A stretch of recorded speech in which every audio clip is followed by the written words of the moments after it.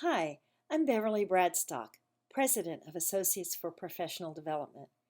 We specialize in assisting individuals through executive coaching, creating and delivering workshops, personal development programs, and career transition.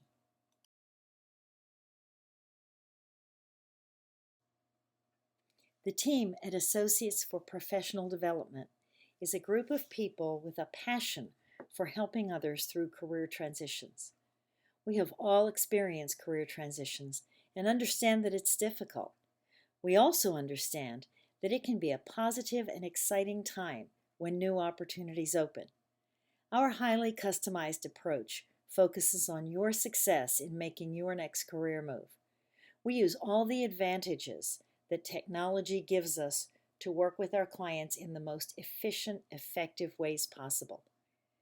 We have worked with individuals at all levels, from hourly and salaried workers to senior level executives. The purpose of this webinar is to overview the information that we offer in our Career Strategy Manual. It's a resource that can assist you in every phase of your career transition. This webinar is part 1 of 2 about job search materials. Really, they are job search marketing materials.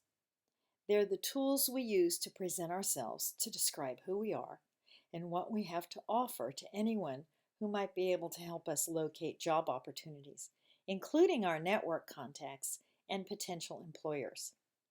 Today we're going to see what's important to put on your resume and what you should leave off of it. I'm going to show you what makes a resume awesome. We'll dive into the first part of your resume, a career summary. Then we'll talk about job search correspondence and last, references. Part 2 of job search materials will focus on writing accomplishment statements, the most important part of your resume. But first, we're going to do a quick overview of formatting, what should be on your resume and what you should leave off. Information about resumes starts on page 59 of the Associates for Professional Development Career Strategy Manual and goes through page 93 in your AFPD manual.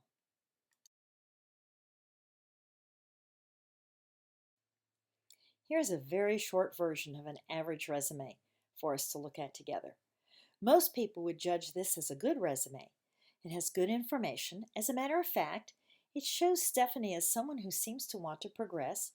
She's gone to school to learn more about her work and has 2 fairly long-term jobs in one company. She's also included some information about her job duties.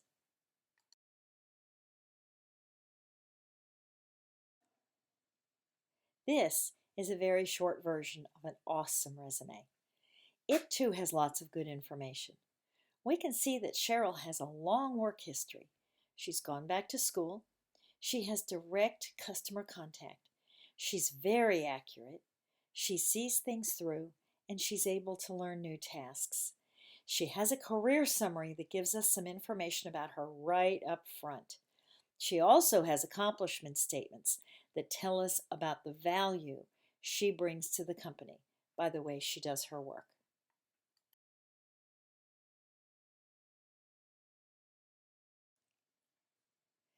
There's basic information that every resume should have.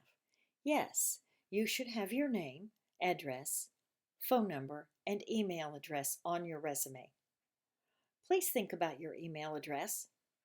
If you have an email address that does not have a professional tone to it, like cute as a button at yahoo.com, please consider getting another one for your job search electronic correspondence.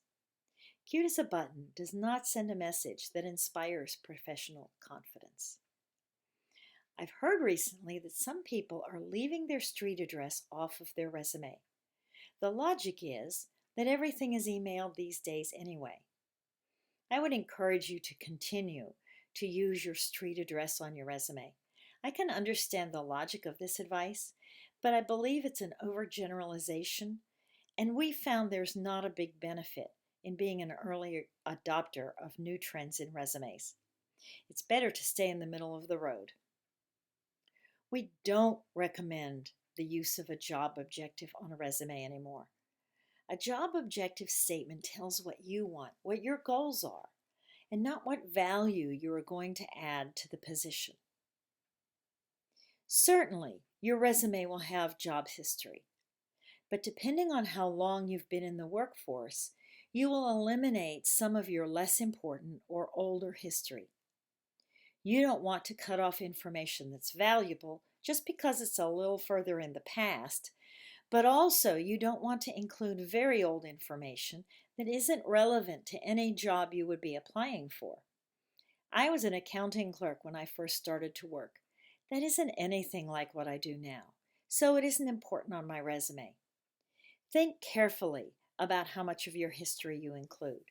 Some people say you only need to go back 10 or 12 years, but I don't believe there's a hard and fast rule for that. If there's some important accomplishment in a job that's earlier, include it. Also, it's okay to have a 2-page resume. Some people think you can only have one, and if you're young and don't have much job history, that's fine. But if you include accomplishment statements on your resume, you probably are going to need 2 pages. We don't usually include community service on resumes these days, but you may want to. If, for example, you would like to go into an education-related position and you've volunteered in a classroom. It might be valuable experience that uniquely qualifies you for a role that you're interested in. We do recommend a career summary and accomplishment statements, and we'll be talking more specifically about those in a few minutes. You certainly want your education to be included. Always put it at the bottom of your resume, unless you have a new degree or qualification that you've not used before. So if you're looking for a job for which you have education but no experience, in that case, you will put your education right at the top of your resume. And in that case, you'll also include the completion date of that new coursework. Otherwise, we usually advise you to leave the dates off your education, particularly if it's not recent. You don't need to include your GPA either, unless you're applying for your first job after you've completed some major coursework. There's no need to state references provided upon request, because it's become so much a part of the process and it's expected for you to do that. We're going to talk about how to manage your references in a few minutes. It can be helpful, depending on your profession, to mention your computer skills. You don't have to put them in a special category, although you can. And you can mention them in your summary or in your accomplishments. We have resume samples in our manual on pages 72 through 86. You can see some formatting examples there.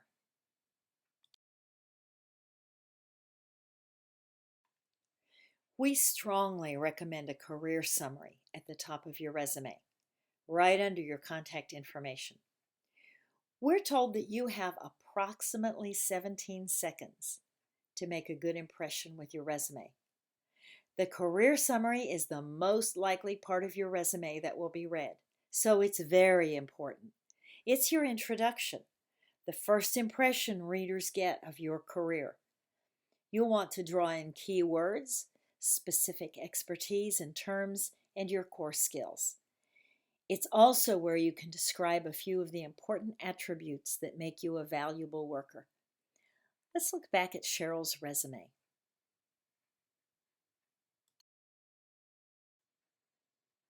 Look for a minute at Cheryl's career summary. She says she's conscientious and self-motivated. She has 20 years of experience in 3 general areas: project management, customer service, and accounting. Then she tells us that she works well with people that she comes in contact with. She's reliable, accurate, and a quick learner. Well, that's a really good introduction. It sets me up to be curious to see if the rest of her resume supports that introduction. When I finish reading it, if I need a customer service rep or a project manager, I might just want to see what this woman has to offer me. It's not too long or detailed, and it gives me a well-rounded impression of her. When I look through her accomplishment statements in the body of her resume, I can see experience that supports what she's told me. I've highlighted some of the phrases that correspond with attributes that she mentions in her career summary. The next slide has some more examples of career summaries. Here are two career summaries for telecommunications workers. There's a pattern to the way we write these. I'm going to read the first summary. Listen and see if you can see the pattern in the format. Telecommunications technician with 2 years experience in commercial and residential applications. A problem solver with demonstrated success as an independent worker and as part of a team. A catalyst for innovative solutions to complex problems in a dynamic environment. What do you notice about this person that makes you want to keep reading? We can see that he or she is experienced in a variety of settings, both commercial and residential. She can work alone with a team, and the last sentence makes me think he or she likes the difficult projects. Pages 60 and 61 in the Associates for Professional Development Manual have some information to help you write your career summary. First, let's look at the pattern more closely so that you can follow it as you write your summary. A career summary should be 3 or 4 sentences. The first sentence refers to your industry and experience. The second should say something about your specific expertise or knowledge. And the third should be about you.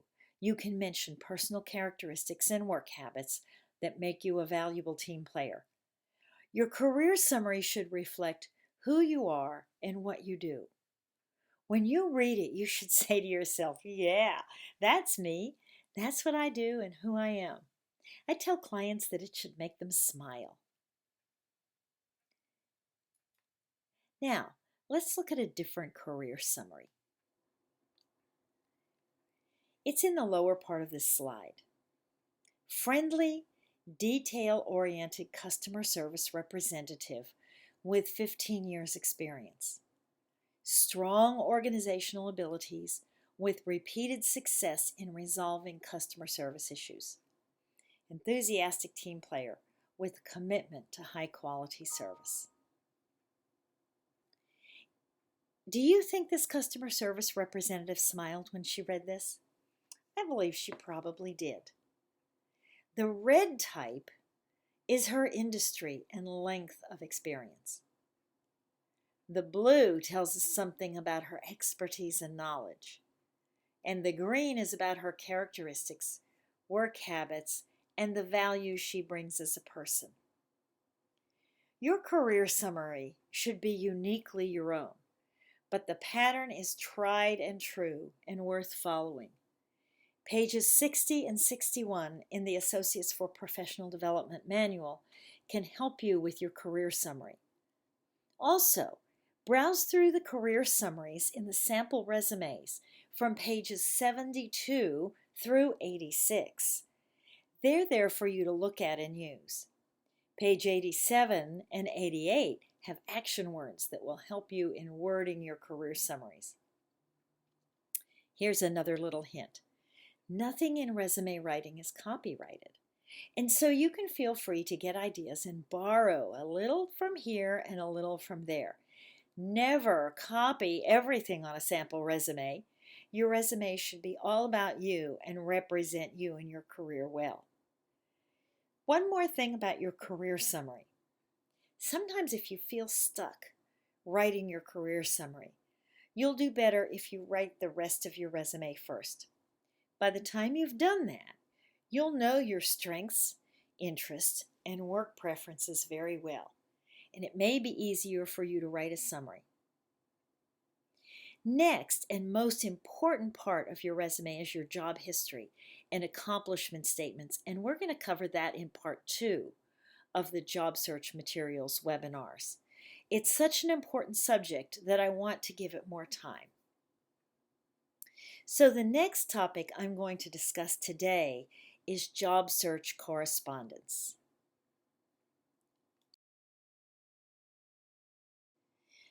You can find information about job search correspondence in the AFPD manual on pages 113 through 125.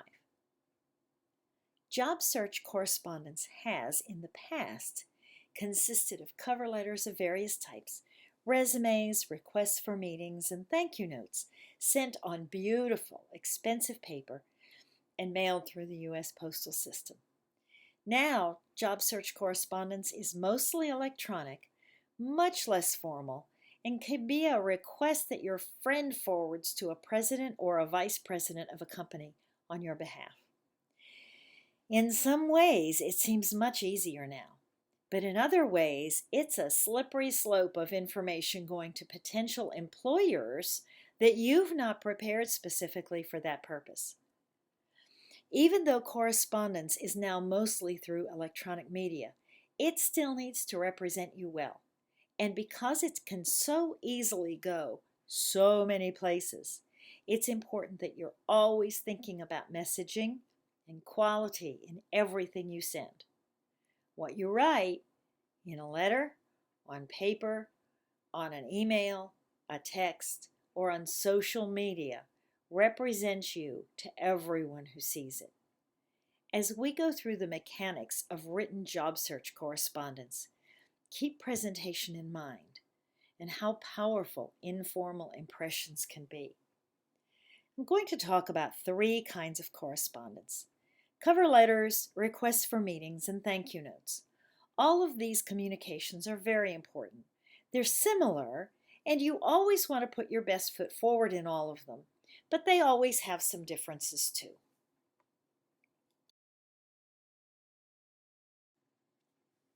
There are a few things that all job search correspondence has in common. First, be clear about your purpose before you write. Know what you want to accomplish before you sit down at your computer or with that piece of paper. Be brief. Definitely take the time to write well. Be sure your tone is professional, but not stiff and formal. We don't say things like, "Attached, please find." Write a little more like you speak. "I've attached my resume." Be sure to proofread. It's easy to hit that send button like it's a period at the end of a sentence, but we've all experienced sending and receiving information that would have benefited from a second look. Not all electronic candidate application systems allow you to attach a cover letter. If they do, you should definitely do it. If you're sending a resume to a company that doesn't have an electronic system, always send a cover letter. This format can be useful in a variety of situations. We think of it as a cover letter, but it's really an introduction to you and whatever it is that you want to communicate in your letter. There are always 3 parts to this kind of letter: why you're writing, how you can help, or how you qualify, and what you'll do next. That's the hard part. I'm going to read the letter and then we'll talk about it. Dear Mr. Smith, Lisa Relish, your account services representative, suggested that I send you a copy of my resume. I've applied electronically for the position of Accountant 1 that you are currently recruiting for. I have 5 years of experience in accounting and telecommunication services, have excellent analytical skills, am experienced in SAP software. I'll contact you next week to request a conversation with you about the opportunity to join your company. Sincerely, Jill Logan. See, it's the 3rd paragraph that gets most of the questions from job searchers. Instinct tells us that we should just say we'd like to talk to the recipient of the letter, that it's impolite or pushy to offer the next contact.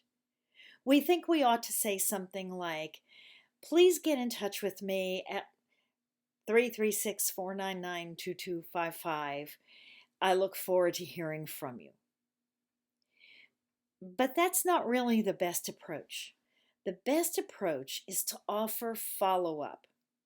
It shows initiative and personal interest and energy.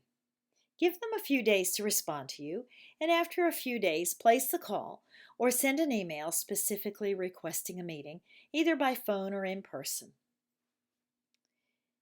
You'll use some of the same basic formats if you're requesting a meeting or some other kind of information.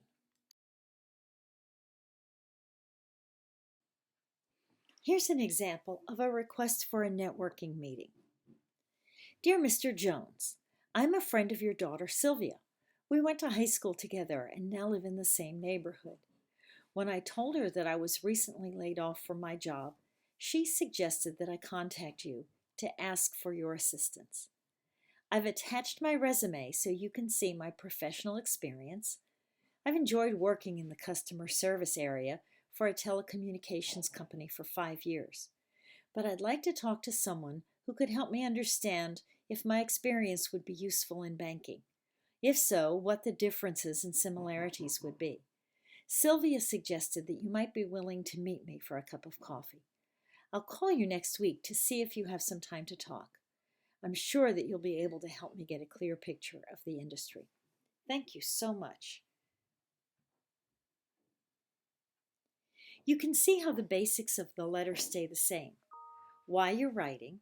In this case, the second paragraph is what you were requesting, and it gives some additional information about the person's situation. The third paragraph, again, is what you will do after they receive the letter. Thinking of this pattern simplifies correspondence for you. Next, I'll have a sample of that all-important thank you letter.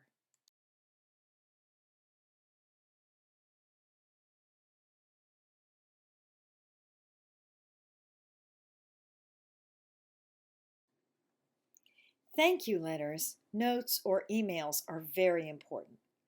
I once decided to hire someone that I didn't have a formal position for, just because of his masterful thank you notes. Why did I do that? Well, I knew from the networking interview and my employees that recommended him that he had all the skills I needed. I liked him in the networking interview, but I owned a small business and I wasn't 100% sure that I had enough business to keep him busy and be able to pay him. When I saw the thank you note that he wrote to me, and then the notes that he sent to everyone who met with him in the company, I knew that I couldn't let a competitor hire him. So, your thank you letter should be everything your mother, your grandmother, or your English teacher taught you about thank you notes, and maybe a little more. If you have pretty handwriting, it's still nice to send a handwritten note, but it isn't necessary to handwrite it. You can send an email instead. I don't recommend a text unless you've interviewed with your best friend. Thank the person for their time. Mention something that they need that you can help with. Say something you noticed that you liked about the company.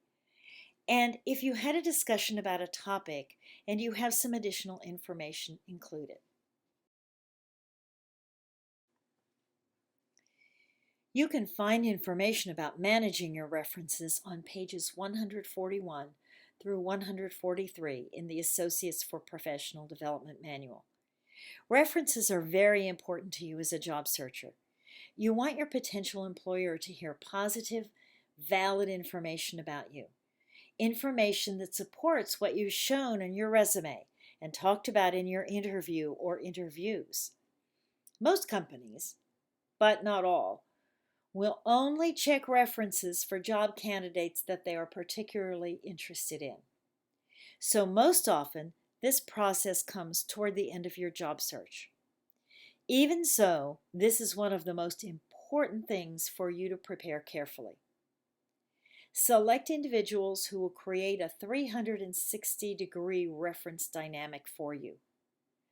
You want people who can enthusiastically and knowledgeably speak about your accomplishments, strengths, and skills, and the value you bring to a company. You should select 4 to 5 individuals, people who have had different relationships with you at work, a leader, a coworker, maybe a customer, and someone who reported to you. Call or meet with them and ask if they're willing to be a reference for you. If they agree, send them a copy of your resume so that they can know as much as possible about you. When you receive a request for references from a company, you'll send your references the information organized much like our sample on page 142 in the manual. You will also send the following information to each of the people who are on your reference list: the name of the company that will be contacting them, the title of the position and the requirements of the position. If you have a job description from the company, you can send that. Send another copy of your resume so they don't have to look for it. Send a list of the job requirements if you don't have a job description and how your experience fits them. If there are key points that are important, give them those as a talking point. Ask them to let you know when you hear from the company. And send your reference a thank you note too, by the way. Some companies still ask for a conversation with a reference.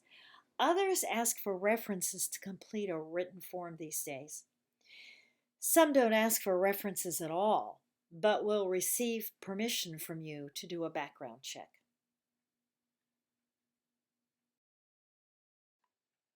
Thank you for listening to our first webinar on job search materials.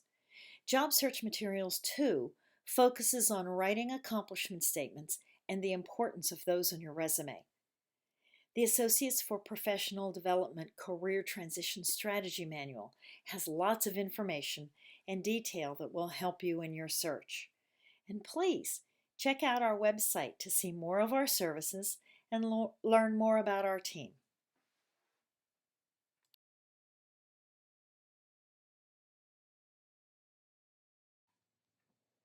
Thank you so much for attending this webinar. I hope it's been helpful. Be sure to watch our networking and interviewing videos as well.